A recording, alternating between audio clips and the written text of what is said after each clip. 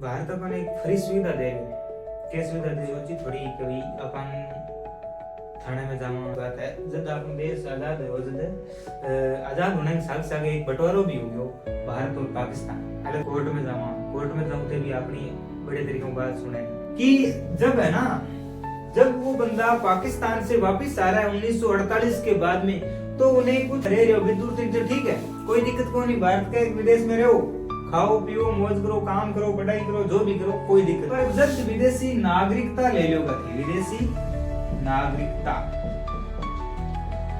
तो मैं ration card को नाम काट देना भारत में बंदो है वो कोई दूसरे देश में शादी कर ले ठीक है तो उसमें क्या होता है कि जब उसका लड़का होता है लड़का वो दोनों देश की जो नागरिकता है वो ले सकता है।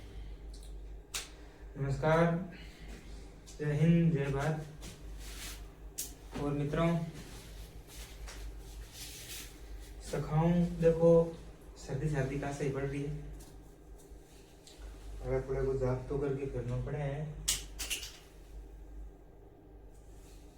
देखो आज अपन देखेंगे नागरिकता सिटीजनशिप।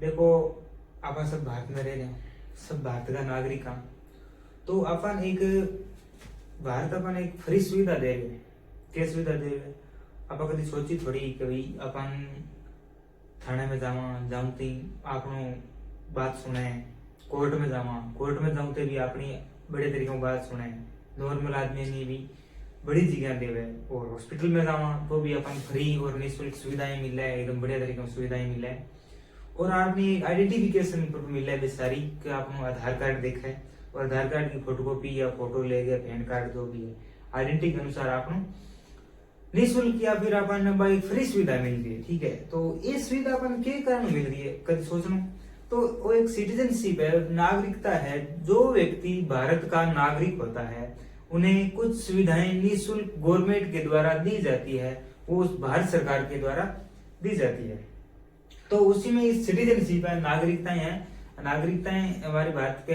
अनुच्छेद 5 से लेकर 11 में वर्णित है जो हमारे भारत के संविधान के भाग 2 में दी गई है ठीक है। कितने में दी गई है 2 में जिसमें अनुच्छेद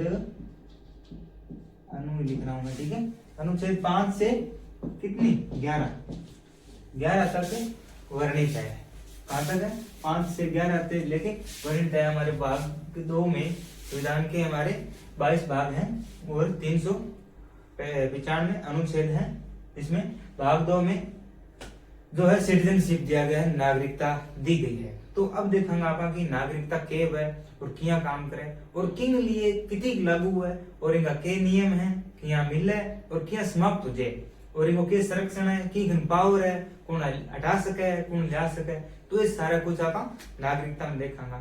तो सूर्य चेतो करके देखियो सबसे लिखियो देखो कि खोपड़ी में भी आ जा तो देखो अनुच्छेद पहला पढ़ांगा 5 ठीक है।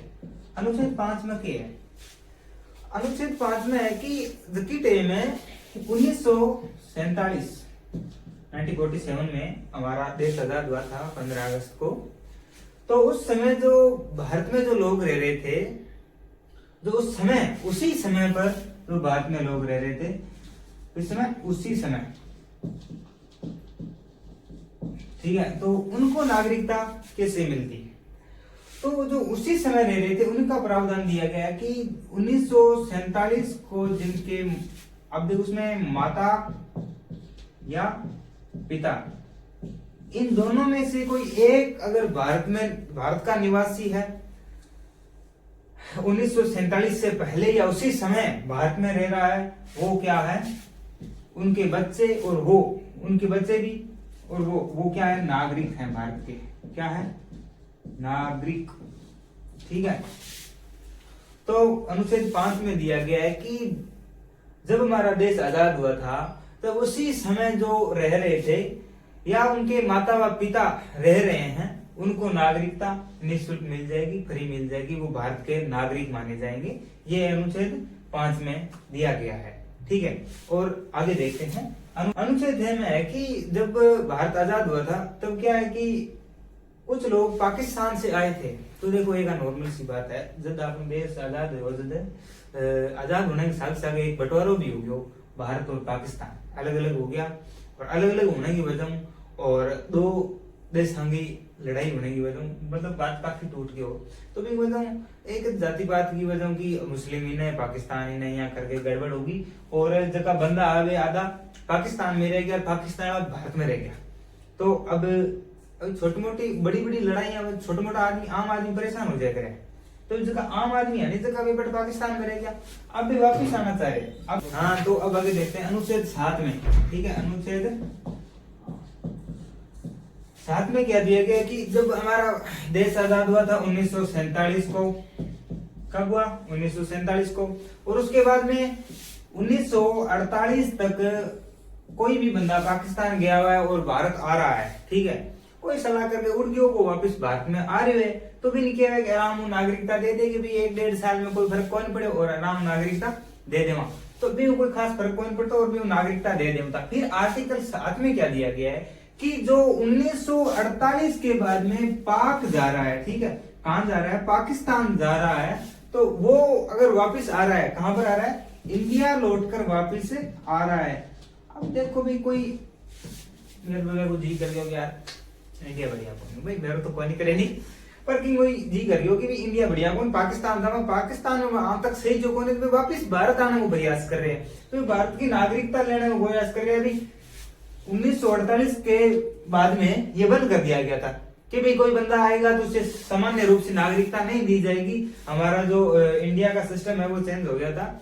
और फिर बाद में अनुच्छेद 7 में ये लिखा गया कि जब है ना, जब वो बंदा पाकिस्तान से वापस आ रहा है 1948 के बाद में, तो उन्हें कुछ योग्यताएं हैं, वो योग्यताएं पूर्ण करनी पड़ेगी, उसके बाद में उसको भारत की नागरिकता मिलेगी, सिटीजन मिलेगी, भारत बाद में अपना को कहेगो भाई ये आदमी विश्वास करीजे कौन, तो इनके 6 मंथ तक, 6 माह तक भारत में रहना पड़ेगा। अरे सॉरी 6 साल है, ये 6 साल है, 6 मंथ नहीं है, 6 साल तक उसको भारत में रहना पड़ेगा। उसके बाद में पार्लियामेंट तय करेगी कि बंदा कैसा है कैसा नहीं है, और कुछ से उसमें पंजीकरण करवाना पड़ता है, उसके पंजीकरण करवाने के बाद में भारत की नागरिकता दी जाती थी। तो अनुच्छेद 7 में पाकिस्तान वापस गए 1948 के बाद में, वो वापस आ रहे हैं, उनके लिए जो नागरिकता का जो प्रावधान है वो अनुच्छेद 7 में दिया गया है, ठीक है। आगे देखते हैं अनुच्छेद 8 में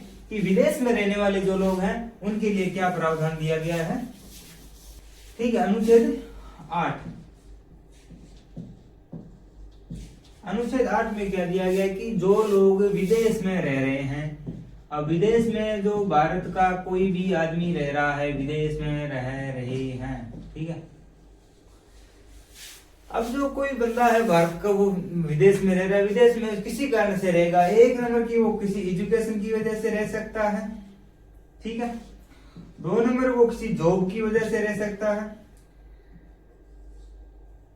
2-3 कारण होते हैं, या जॉब होता है या एजुकेशन होती है, या फिर कोई किसी अन्य कारण से अन्य जो भी है अपने हिसाब से गया हो, या कोई टूर पर भी जा सकता है कुछ दिनों के लिए। तो उनकी जो ये जो मैनेजमेंटिंग है जो अनुच्छेद 8 के अंदर दी गई है कि वो जब तक बाहर रहेगा, जब तक उसकी नागरिकता बनी रहेगी भारत की, उसे कोई भी इशू नहीं है कि कोई बाहर जाओ तो जा सकते हो, वीजा लगा के आप जा सकते हो, उसमें कोई उनको भारत को दिक्कत नहीं है, ठीक है। तो ये हो गया, ठीक है। और उसके बाद में है अनुच्छेद 9, अनुच्छेद 9 में क्या दिया कि अनुच्छेद 9, ठीक है। अनुच्छेद 9 में ये दिया गया कि जो विदेश में रह रहे हैं, अब देखो भाई कि विदेश में रह रहे हो विद्युत तो ठीक है, कोई दिक्कत को नहीं, भारत के विदेश में रहो, खाओ पियो मौज करो, काम करो, पढ़ाई करो, जो भी करो, कोई दिक्कत को नहीं। पर जब विदेशी नागरिकता ले लोगा, विदेशी नागरिकता,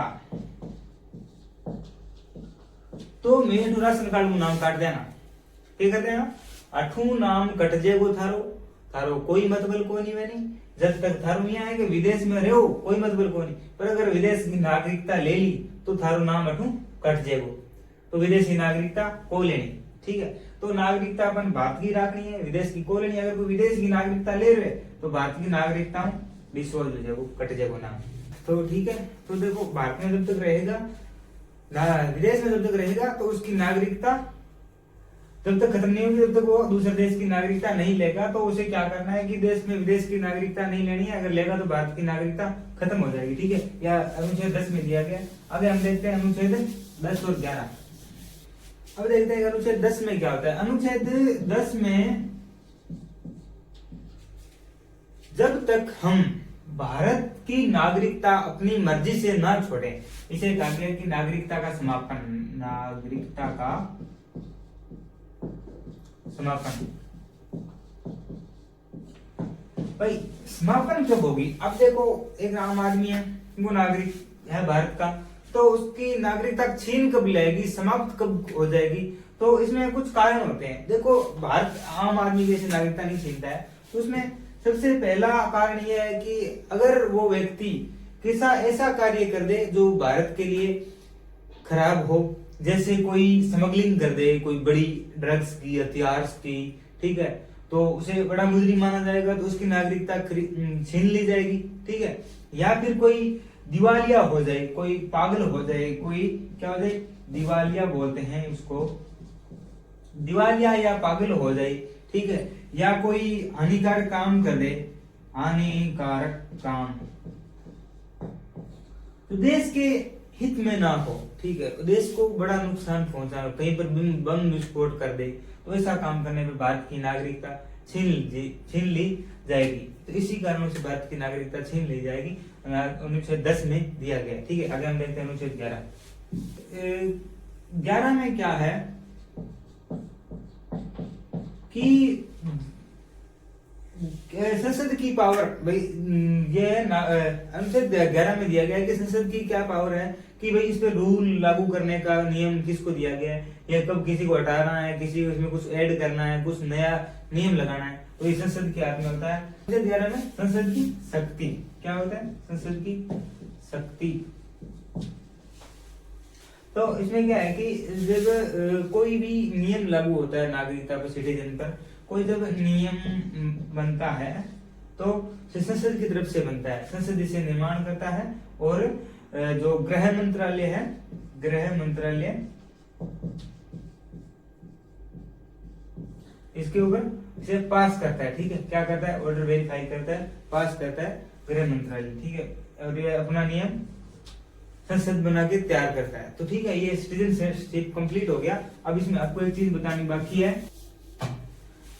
अब बताएंगे कि आपको भारत का नागरिकता ली कैसे जाती है, ठीक है। तो अब देखो कोई बाहर से आ रहा है, आज भी वर्तमान समय में काफी संशोधन हो चुके हैं इंडियन कॉन्स्टिट्यूशन में, भारतीय संविधान में। तो अब के समय में नागरिकता कैसे कैसे ली जाती है ये बताते हैं। तो एक तो पहला है कि कोई बंदा या तो जन्म से हो, जन्म से जो भारत में ही पैदा हो, ठीक है, या उसके माता या पिता दोनों में से भारत में ही पैदा हो। एक कंडीशन है, जब कोई भी बंदा है तो देखो कि भारत में बंदा है, वो कोई दूसरे देश में शादी कर ले, ठीक है। तो उसमें क्या होता है कि जब उसका लड़का होता है, लड़की लड़का, वो दोनों देश की जो नागरिकता है वो ले सकता है, ठीक है। 18 साल की उम्र होगी तो उसे पूछा जाएगा कि तू कौन से देश में रहना चाहता है, जिस देश में रहना चाहता है उस देश की वो नागरिकता ले सकता है। दोनों में वो जो होता है अवेलेबल होता है, उसकी काबिलियत होती है, दोनों में एलिजिबिलिटी रखता है, ठीक है, योग्यताएं रखता है, ठीक है। दूसरा है कि वो उनके माता पिता दोनों में एक हो, और या फिर उसकी भूमिगत हो, ठीक है। क्या होता है, भूमिगत,